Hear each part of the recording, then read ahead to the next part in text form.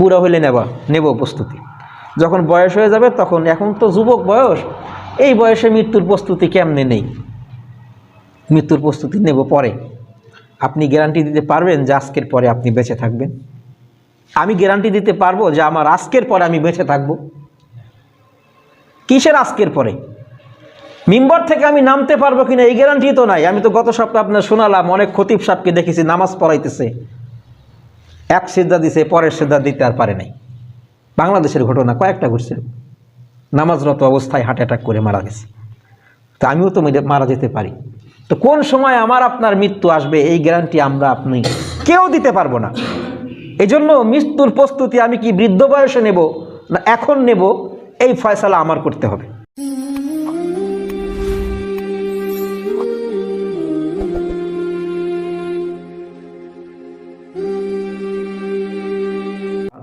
গত সপ্তাহে মৃত্যুর স্মরণ সম্পর্কে কয়েকটা কথা আপনাদের খেদমতে আরজ করেছিলাম।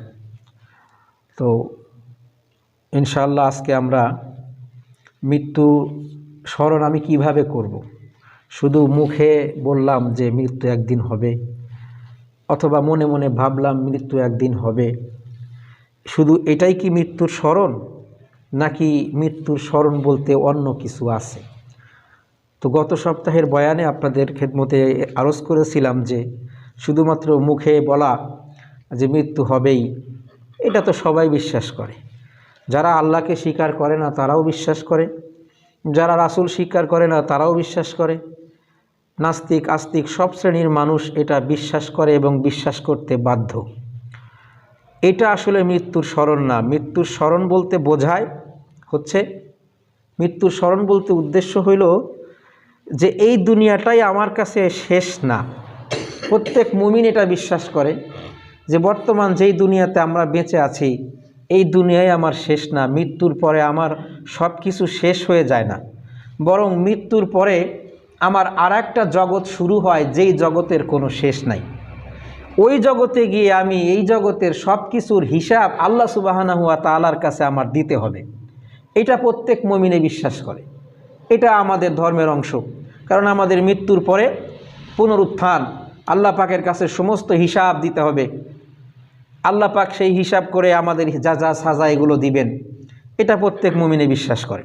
তো মৃত্যুর প্রস্তুতি বলতে হচ্ছে, মৃত্যুর স্মরণ বলতে উদ্দেশ্য হইল যে আমি ওই সময় আল্লাহর সামনে দাঁড়িয়ে কিভাবে আমার এই জীবনের সব কিছুর হিসাব দেব, বা মৃত্যুর পরে আমার জীবনটা কিভাবে সুখের হতে পারে, কিভাবে শান্তির হতে পারে, এটার ফিকির করা। এটা হলো মৃত্যুর স্মরণ, যেটাকে আমরা সহজ ভাষায় বলতে পারি মৃত্যুর প্রস্তুতি।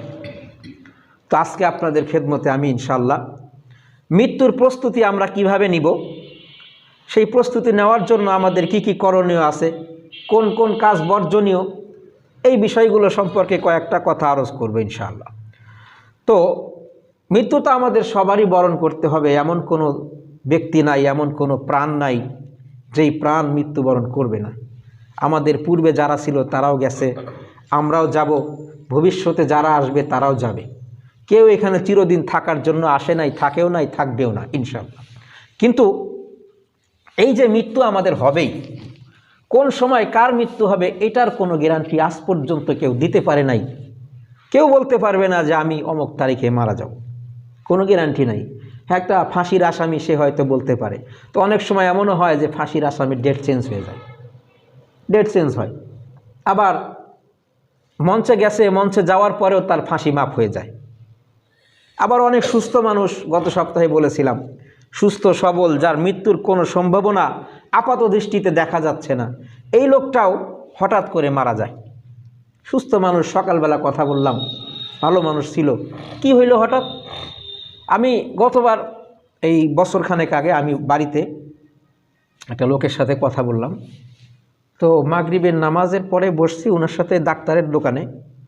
তো উনি ওই ঘটনার, যেদিন বসে কথা বলেছি ওই ঘটনার 2 মাস আগে, উনি কাঠমিস্ত্রি, তো 2 মাস আগে ঘরের চালে উঠছে, হেডমিস্ত্রি। তো উনি কি এক প্রয়োজনে উঠছে, ওর মিস্ত্রিদেরকে দেখা দেওয়ার জন্য নাকি। তো উঠছে, ওঠার পরে পিছলা গিয়া পড়ে গেছে, অনেক উঁচু থেকে। তো সে অনেক উঁচু থেকে পড়ে গেছে, পড়ে যাওয়ার পরে সবাই মনে করলো যে লোকটা মনে হয় মারাই যাবে। তা আসলে মারা যাওয়ারও একটা চান্স ছিল, যে ভাব অনেক দিন হাসপাতালে ছিল, তারপরে সম্পূর্ণ সুস্থ, মানে মাত্র 2 সপ্তাহ হাসপাতালে ছিল, এরপরে হাসপাতাল থেকে ফিরে আসছে সুস্থ মানুষ।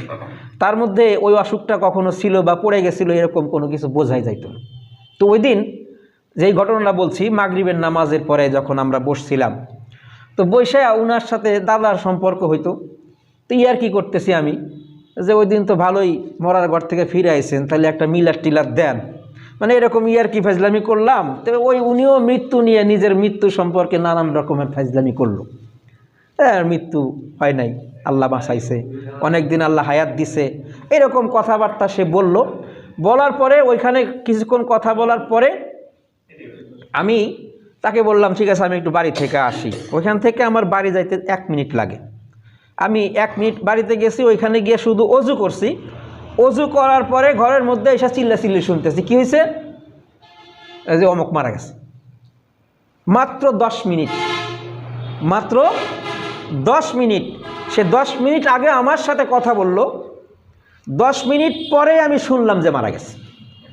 সুস্থ মানুষ, মারা যাওয়ার কোনো চিহ্ন তার শরীরের মধ্যে নাই। 10 মিনিট পরে নাই, হার্ট অ্যাটাক করছে, ওইখানেই পড়ে গেছে। মানে আমার সাথে সাথে সেও বের হয়েছে, ওখান থেকে বের হয়ে ঘরে গেছে। বাড়িতে যাওয়ার পরে শুধু বসছে, বসার পরে পড়ে গেছে। হ্যাঁ, ওই সময় কিন্তু সে মরে নাই। আর একটা ঘটনা আপনাদেরকে শোনাই, আমি এটা শুনেছি, এটা আমার তো দেখা। আর একটা ঘটনা আপনাদেরকে আমি শোনাই। তাবলিগ জামাতের এক জামাতের লোক আমাদেরকে এই কারগুজারি শোনাইছে। ওই মধ্যপ্রাচ্যের কোনো এক দেশে, সম্ভবত দুবাই হতে পারে, তো সেখানে আমাদের এই ভারতীয় উপমহাদেশের এক শ্রমিক, সম্ভবত বাংলাদেশে, তো সেই শ্রমিক কাজ করতেছে। তো এত বড় উঁচু বিল্ডিংয়ে কাজ করার সময় নিচে অবশ্যই সেফটি বিভিন্ন কিছু দেয় না, জাল টাল তো দিছে। তো সেই লোকটা শ্রমিকে কাজ করতেছে, কাজ করতে করতে জানালার কাজ করে। তো কাজ করতে করতে বশত ওখান থেকে পড়ে গেছে। তো পড়ে তো গেছে, জালের মধ্যেও পড়ছে, জালের থেকে বাইরে আবার নিচেও পড়ছে। তাতে প্রায় 50 তলা বিল্ডিং হবে। এত উঁচু থেকে একজন মানুষ পড়ে যায় যে বাঁচবে, এটা কোনোদিন কল্পনার বাইরে, অসম্ভব একটা জিনিস, অসম্ভব। কিন্তু সে পড়ছে, ওখান থেকে পড়ছে আর এক জালে, ওখান থেকে আর এক জালে পড়ছে, এইভাবে বিভিন্ন জালে পড়তে পড়তে লাস্টে এসে নিচে পড়ছে।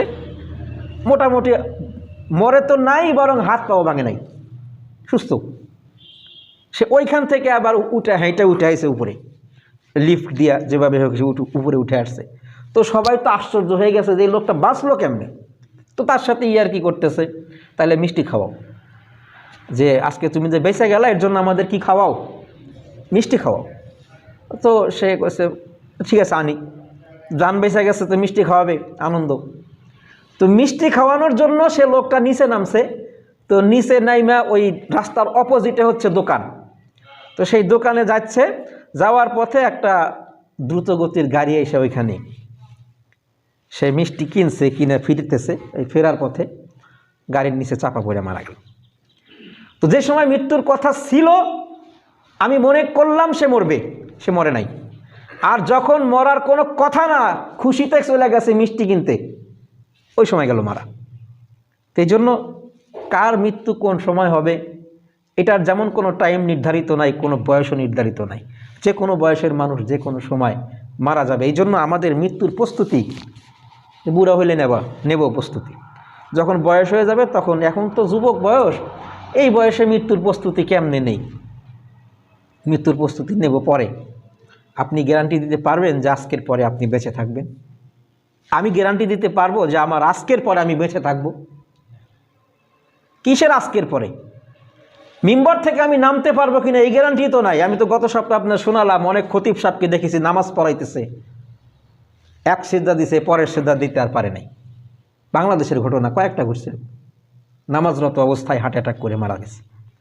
তো আমিও তো মারা যেতে পারি। তো কোন সময় আমার আপনার মৃত্যু আসবে এই গ্যারান্টি আমরা আপনি কেউ দিতে পারবো না। এই জন্য মৃত্যুর প্রস্তুতি আমি কি বৃদ্ধ বয়সে নেব না এখন নেব, এই ফয়সালা আমার করতে হবে। একটা গল্প শোনাই। সত্যি গল্প, ঘটনা, কেসা আর কি। আপনারা এক পাগলের নাম শুনছেন, বাহলুল, নাম শুনছেন না? অনেকেই শুনছেন।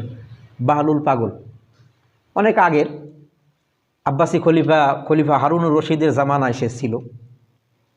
তো এমনি সবাই বলতো বাহলুল পাগল, কিন্তু সবাই জানতো যে আসলে পাগল না। কিন্তু তার আচরণ, চাল চলন, কথাবার্তা সব কিছু পাগলের মতো, কিন্তু প্রত্যেকটা লোক তাকে বলতো যে পাগল না। এমনকি খোদ খলিফা হারুনুর রশিদ সেও তাকে মনে করতো যে আসলে পাগল হইলে কি হবে, যাতে মাতাল তালে ঠিক, এর চেয়ে ভালো মানুষ আর নাই, জ্ঞানী মানুষ। কিন্তু ওই যে পাগলামি করতো, এই জন্য তাকে সবাই পাগল বলে ডাকতো। তো মাঝে মাঝে বাদশার দরবারে গেলে বাদশাহ হারুনুর রশিদ তাকে নিয়ে ইয়ার্কিও করতো।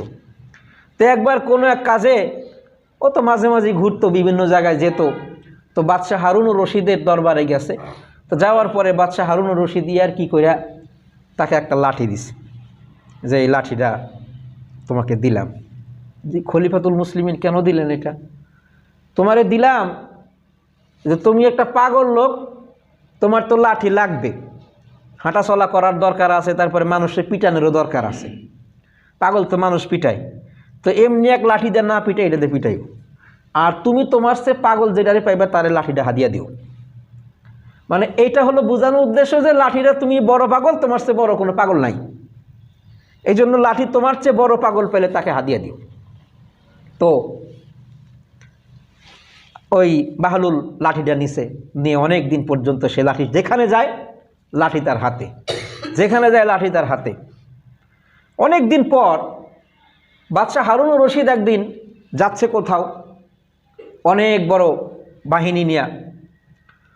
তো উনি বাহলুল পাগল দূর থেকে ডাক দিয়েছে, ইয়া হারুন কম, দাঁড়াও। তো সে ওইভাবেই ডাকতো। বাদশাহ টাদশাহ তো কিছু ইয়ে করতো না, পাগল ডাক দিছে, বাদশাহ দাঁড়াইছে। কি বলো? বাদশাহ কেমন আছেন? যে আছি তো ভালো, কিন্তু আমার তো টেনশন, বয়স তো শেষ হয়ে গেল, সেই যৌবন তো আর নাই, এখন মৃত্যুর চিন্তা। তাই নাকি? হ্যাঁ, মৃত্যুর চিন্তায় খুব অস্থির। ও দুঃখ প্রকাশ করছে। ঠিক আছে, মৃত্যুর চিন্তা তো আসলে করা দরকার, তো মৃত্যুর চিন্তা, তাহলে ওই আপনি কি মৃত্যুর প্রস্তুতি নিচ্ছেন? বলে হ্যাঁ, প্রস্তুতি তো নেওয়া দরকার। তাহলে ওইখানে কি আপনি বিল্ডিং টিল্ডিং কিছু, আপনি তো এখানে দেখি যে আপনি বড় বড় প্রাসাদে থাকেন, এই বাগদাদের সবচেয়ে ভালো প্রাসাদটা আপনার, তো নিশ্চিত ওইখানে মৃত্যুর পরে আখেরাতের জগতে আপনি মনে হয় 4-5টা বিল্ডিং বানাইছেন, শিওর, তা না? পাগল, ওইখানে আর বিল্ডিং বানাইকে? মনে তো বিল্ডিং নাই। ও, মানে এমনভাবে কথা বলতেছে যে আসলে বাদশাহ তাকে পাগলই মনে করতেছে এবং সেও পাগলামি করতেছে। কিন্তু পরে ফিনিশিংটা দেবে যে হ্যাঁ, ওইখানে তো কোনো বিল্ডিং নাই, পরে করার উপায় নাই। তাই? ও, তাই ওইখানে যাওয়ার সময় কি আপনি এই বাহিনী নিয়েই যাবেন না একলা একলা? তাই পাগল, ওইখানে কেউ বাহিনী নিয়ে যায়? ওখানে তো মানুষ একলা যায়। তাই?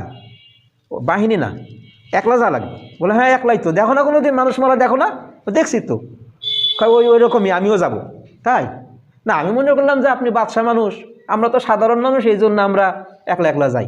আপনার সাথে তো মনে সময় লোক থাকে, তো এই জন্য মনে হয় আপনি বাহিনী নিয়েই যাবেন। আরে না, কেউ বাহিনী নিয়ে যায়। ও, তাহলে মনে হয় আপনি ওইখানে মাত্র কয়েকদিন থাকবেন না? আরে না পাগল, কে কয়েকদিন থাকে? কারে ফিরতে দেখছো ওখান থেকে? কেউ কোনো দিন ফেরে না, যাবো তে আর আসবো না। তাই? আর ফিরবেন না? বল না, ফেরার উপায় নাই। আচ্ছা, তো বাদশাহ নামদার বলে ওইখানকার জন্য কী প্রস্তুতি, আর তাহলে কী ব্যবস্থা করছেন ওইখানে আরামায়েশে? কিছুই তো করতে পারি নাই। তখন এই বাহলুল তার লাঠিটা বাদশার হাতে দেয়, বলছে বাদশাহ নামদার, এই লাঠিটার কথা মনে আছে আপনার? এই লাঠিটা দেন, আপনার চেয়ে বড় পাগল আর কেউ নেই। আপনি সামান্য কয়েকদিনের জন্য কোথাও সফরে গেলে আপনি কত বড় বাহিনী নিয়ে যান, আপনি যাওয়ার আগে অগ্রবর্তী বাহিনী সেখানে পাঠান, সেখানে আপনার জন্য থাকার ব্যবস্থা করে, আপনার জন্য খাওয়ার ব্যবস্থা করে, আপনার জন্য যত সুযোগ সুবিধা সব কিছুর ব্যবস্থা আগে করে রাখে। এরপরে আপনি সেখানে যান, কত নিরাপত্তার ব্যবস্থা আপনি করেন, আর যানো মাত্র কয়েকদিনের জন্য। আর এইখানে আপনি বলতেছেন চিরদিনের জন্য যাবেন, ওইখান থেকে কোনোদিন আপনি ফিরবেন না, ওইখানে আপনার কেউ নাই, সঙ্গী সাথে কেউ থাকবে না। তো ওইখানে যাওয়ার জন্য আপনি কোনো প্রস্তুতি নেন নাই, আপনার চেয়ে বড় পাগল আমার দৃষ্টিতে আর পড়ে নাই, এই জন্য লাঠিটা আপনার জন্য দিলাম, নেন এই লাঠি আপনি নেবেন, কারণ আপনি হলো সবচেয়ে বড় পাগল, আপনার চেয়ে বড় পাগল আর নাই। তো ওই রকম পাগল আমরা মেলা, এইরকম পাগল আমরা যার যার জায়গা থেকে। দুনিয়াটা আমরা কিন্তু প্রত্যেকে বিশ্বাস করি যে আমার মৃত্যু হবেই, আর মৃত্যুর পরে আল্লাহর সামনে দাঁড়াতে হবেই, বিশ্বাস করি। কিন্তু মৃত্যুর পরে কি হবে এইটা নিয়ে কোনোদিনও ফিকির করার মন চায় না। দরকার কি, পরে দেখা যাবে না কি, খালি আল্লাহর রহমান নামের দিকে তাকাই, রহমান রহমান আল্লাহ রহমান। আল্লাহ তো রহমান, দুনিয়াতে আপনারা তো রহম করছে, তাহলে আল্লাহর জাব্বার আর কহার নাম কোথায় গেল? এই জন্য মৃত্যু আমাদের হবে, আল্লাহর সামনে আমার দাঁড়াতে হবে। তো এই জন্য কীভাবে আমি প্রস্তুতি নেব আর ওই জগতে গিয়ে আমার করণীয়টা কি, এই সম্পর্কে কয়েকটা কথা করতে সংক্ষেপে। প্রথম কথা হচ্ছে যে মৃত্যুর পরে কিছু আছে দুনিয়াবি প্রস্তুতি আর কিছু আছে আখেরাতের প্রস্তুতি। দুনিয়াবি প্রস্তুতির কথাটা আগে বলে নিই। দুনিয়াবি প্রস্তুতি আসলে এইগুলোও দুনিয়াবি প্রস্তুতি না, এটাও আখেরাতের প্রস্তুতি। প্রত্যেকটা ব্যক্তি, যে লোকটা মারা যাবে, আমরা তো যাবই, কেউ বাদ আছে? কেউ বাদ যাবে? প্রত্যেকটা ব্যক্তি মারা যাওয়ার আগে তার কাছে কয় টাকা পায়, সে কার কাছে কত টাকা পায়, কোথায় কোন লেনদেন আছে, কার জন্য কোনো ওসিয়ত আছে কিনা, এবং তার ব্যাংক ব্যালেন্সের কোথায় কি হিসাব, জমি জিরাতের কোথার কি হিসাব, কারো কাছে কোনো বলার কিছু থাকলে এই কথাগুলো শিক্ষিত হয়ে থাকলে লেখা থাকবে, লেখা রাখতে হবে। এমনকি আপনার ব্যাংকের হিসাবের পাসওয়ার্ড, আপনার বিভিন্ন হিসাবের যে পাসওয়ার্ডগুলো আছে, যে কীগুলো আছে, এগুলো আপনি লিখে রাখবেন এবং বলে দেওয়া, স্পষ্ট করে বলে দেওয়া আপনার পরিবারের লোকেরা, তারা যেন আপনার মৃত্যুর পরে একে তো আপনার শোক, আর দ্বিতীয়ত যে আপনি মারা যাওয়ার পরে এমন এক জলের মধ্যে ফেলে দিয়ে গেছে যে কোথায় কি আছে, কি সমাচার, কে কত টাকা পায়, কার কাছে তিনি পান, আর মানে কোথায় কি পাওনা দাওনা আছে, এরকম কোনো হিসাবই তার কাছে নাই। বিশাল বিপদের মধ্যে পড়ে। একে তো সে মারা যায়, আর সে মারা যাওয়ার পরে যখন এইভাবে হিসাব ছাড়া, কোনো কিছু লেখা ছাড়া দুনিয়া থেকে চলে যায়, তখন তার পরিবারের লোকেরা অনেক বছর পর্যন্ত মারা যেতেই থাকে, পেরেশান। এই জন্য প্রথম যেটা, সেটা হলো যে আমার মৃত্যুর পরে যেন আমার পরিবারের লোকেরা কোনো ঝামেলার মধ্যে না পড়ে। এই জন্য আমি সব হিসাব ক্লিয়ার করে রেখে যাব। একটা খাতা, আমরা প্রায় সবাই শিক্ষিত, আল্লাহ পাকে নিয়ামত দান করেছেন, এই জন্য আমাদের শিক্ষার কদর আমরা করি। একটা ডায়েরি প্রত্যেকের ব্যক্তিগতভাবে থাকবে, একটা ডায়েরি থাকবে, নোটবুক, ডায়েরি যেটাই বলেন, অন্তত লিখতে না পারলেও কাউকে বলে যাওয়া, এমন কাউকে বিশ্বস্ত কাউকে বলে যাওয়া বা লেখায় নেওয়া যে আমার এই হিসাবটা লিখে রাখো। প্রত্যেকের এই হিসাব রাখা উচিত।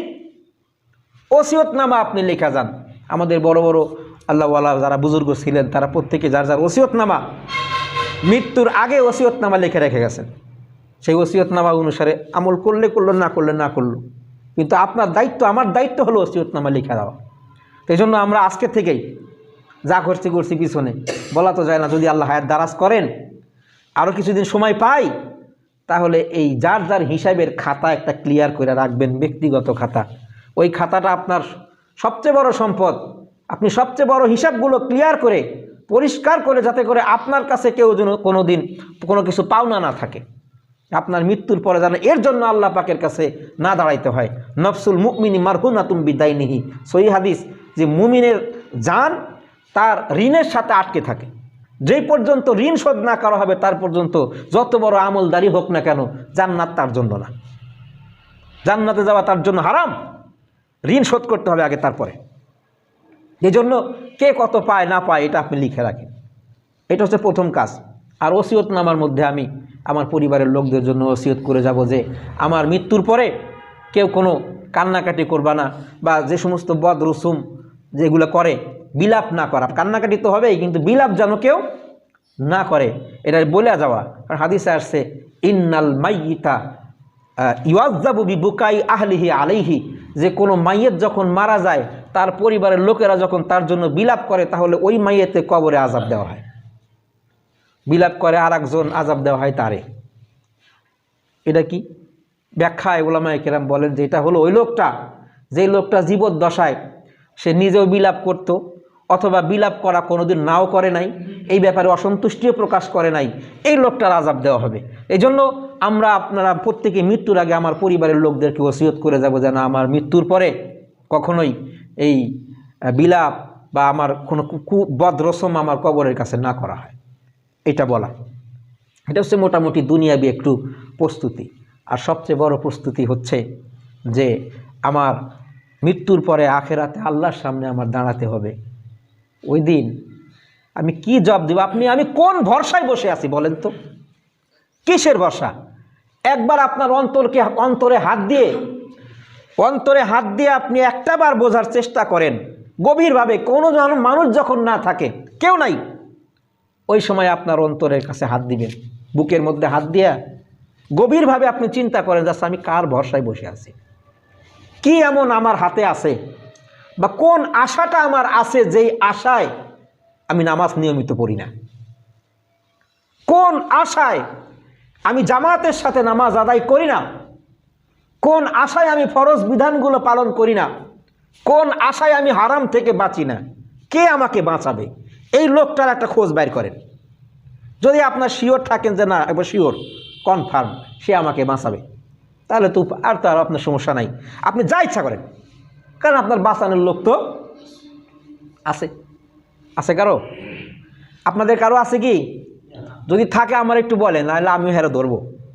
আমার তো দরকার, ইয়া ফাতেমা আনকিযি নাফসাকি মিনান নার।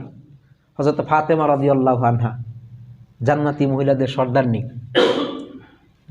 মহিলাদের সর্দারনী, রাসূলুল্লাহ সাল্লাল্লাহু আলাইহি সাল্লামের কলিজার টুকরা। তো তার ব্যাপারে আল্লাহ রাসূল সাল্লাল্লাহু আলাইহি সাল্লাম বলছেন, ইয়া ফাতেমা আনকিযি নাফসাকি মিনান নার, ফাতেমা নিজেকে জাহান্নাম থেকে বাঁচাও। ওয়ালা উগনি আনকি শাইআ, আমি তোমার কোনো উপকার করতে পারবো না। কে বলেন? কাকে বলতেছেন একবার ভাবছেন? সাইয়্যিদাতু আহলিল জান্নাহ, জান্নাতি মহিলাদের সর্দারনী। তাকে বলতেছে সাইয়্যিদুল আউয়ালিন ওয়াল আখিরিন ওয়াল সাইয়্যিদুল মুরসালিন, সমস্ত নবীদের সর্দার। তো তার বক্তব্য হইল লা উগনি আনকি শাইআ, আমি তোমার কোনো উপকার করতে পারবো না, নিজেকে জাহান্নাম থেকে বাঁচাও। তাহলে আমি আপনি কোন ভরসায়, কার ভরসায় বসে আছি? যে না, অসুবিধা নেই, ব্যাপার না আপনার একবার একটু আগুনের মধ্যে হাত দিয়েই দেখেন, না ব্যাপার নাই, আগুন তো সহ্য করা যায় মোটামুটি। যদি পারেন তাহলে ওই দিনের প্রস্তুতিতে অসুবিধা নাই, আগুন তো আমি সহ্য করতে পারি, কিছু হয় না তো, অতএব জাহান্নামের আগুনে আমার যত জ্বলায় কোনো সমস্যা হবে না।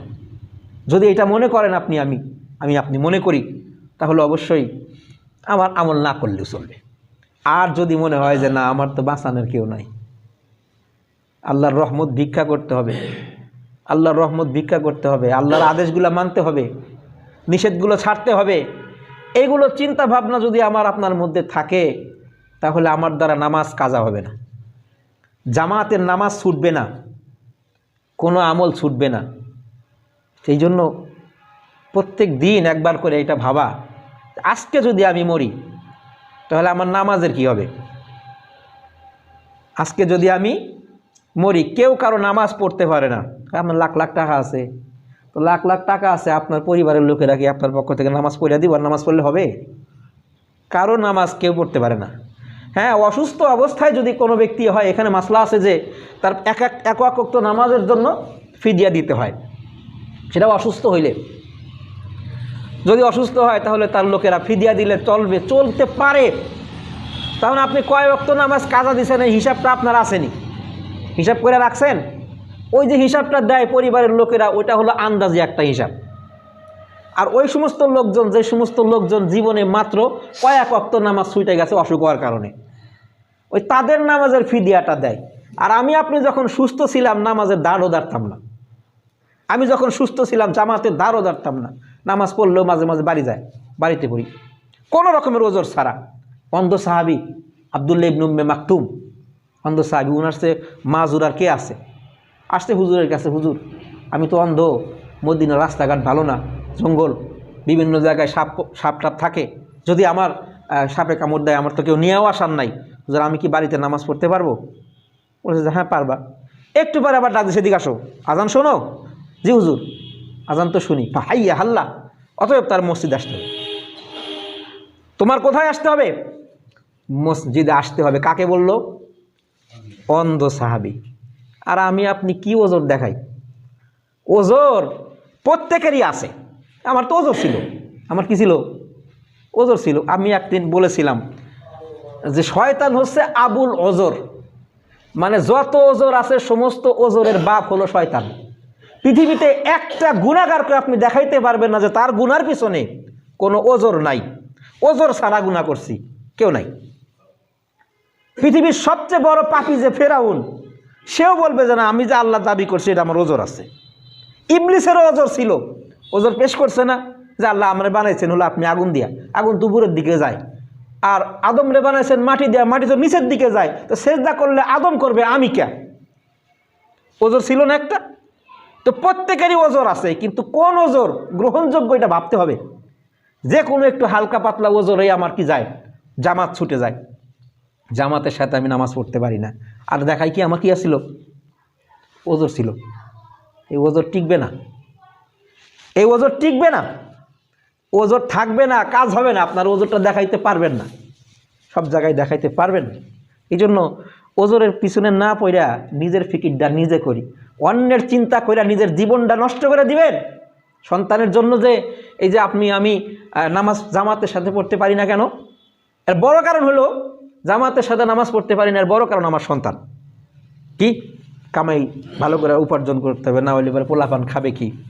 পোলাপানের ভবিষ্যৎ আছে, তো ভবিষ্যতের ফিকির করে আপনি জামাতের নামাজ ছেড়ে দেন, ওই ভবিষ্যৎ আল্লাহর হাতে।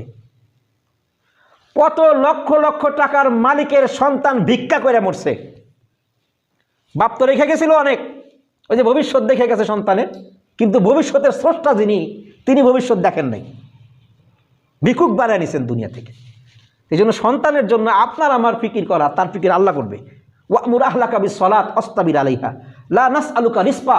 আল্লাহ বলেন যে তুমি তোমার পরিবারকে নামাজের আদেশ করো, নিজেও অটল থাকো, আর রিজিকের ফিকির তোমার করা লাগবে না, ওইটার দায়িত্ব আমি আল্লাহ। এই জন্য আজকের থেকে মৃত্যু যেহেতু কোন সময় হবে কোনো গ্যারান্টি নাই। অসুস্থতা ওজোর, কিন্তু অসুস্থতা ছাড়া নিজে ওজোর বানাইয়া জামাত তরক করেন না, নামাজ তরক করেন না। আপনার এমন কোনো উসিলা নাই যে উসিলা ধরে আপনি মাপ পাবেন, আপনার গ্যারান্টি কেউ নাই, কেউ দিবেও না, ওইখানে বাঁচানোর মতো কেউ নাই যে আপনারে বাঁচাবে। জন্য জামাতের সাথে নামাজ আদায় করা, এবং দ্বিতীয়ত মানুষের সাথে লেনদেন মুআমালা আচার আচরণ যদি খারাপ হয়ে থাকে, আজকের থেকে ভালো হয়ে যাব। কেউ যদি আমার সাথে খারাপ করে থাকে আমি তাকে মাফ করব, আর যদি আমি কারোর সাথে খারাপ করে থাকি আমি তার কাছে মাপ চাইব, আমি তার কাছে মাপ চাইব। আল্লাহ রসুল সাল্লাল্লাহু আলাইহি সাল্লাম একবার ওনাকে ওহির মাধ্যমে দেখানো হলো বা স্বপ্নে দেখানো হলো, এক সাহাবী তার আগে জান্নাতে গেছে। কয়েকজনকে দেখানো হয়েছে, একজন হচ্ছে বেলাল, আর একজন ওই সাহাবী আগে আগে জান্নাতে গেছে।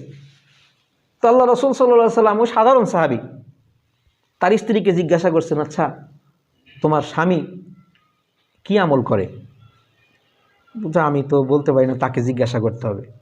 তো সে আসছে, আসার পরে কৃষি মানে কাজ করে খাইতো আর কি, শ্রমিক মানুষ, ডাক দিছে, আচ্ছা তুমি কি আমল করো তো বলো।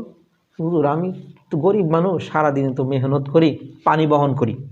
ওই যে ওই দেশে তো ভিস্তিওয়ালা আমাদের দেশে আগে ছিল, ওই পিঠে করে পানি বয়ে বয়ে নিয়ে মানুষকে দিত, এই ব্যবসা আর কি। তো অনেক কষ্টের কাজ।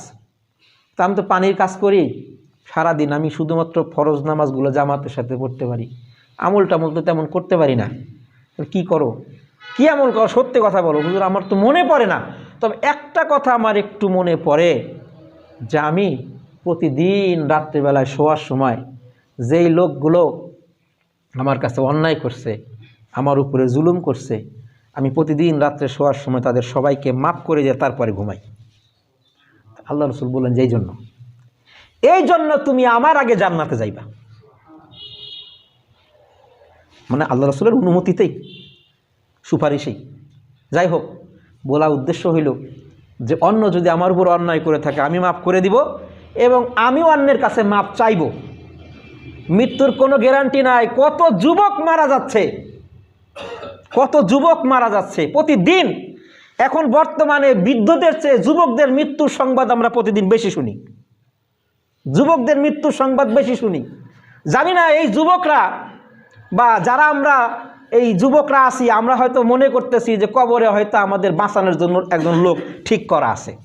দুনিয়াতে যেমন আমার বন্ধু বান্ধব আছে, দুনিয়াতে যেমন আমার বিভিন্ন লোকজন আছে, কবরেও আমার জন্য আছে, তারা আমাকে বাঁচাবে। যদি কারো থাকে তাহলে আপনার আমল করার দরকার নাই, মুআমালা সঠিক করার দরকার নাই, কোনো কিছুর প্রয়োজন নাই।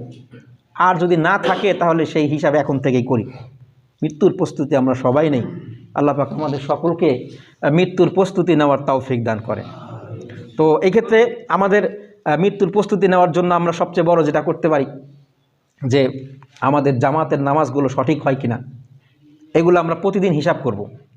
প্রতিদিন খাতার মধ্যে আমরা লিখব যে আমার দেখি 1 মাস চেষ্টা করি, একটা মাস চেষ্টা করেন যে আমি 1 মাসের মধ্যে আমি জামাত ছাড়বো না, যত কষ্ট হোক, যত কষ্ট হোক 1 মাসের মধ্যে আমি জামাত ছাড়বো না, তাকবিরে উলা ছাড়বো না।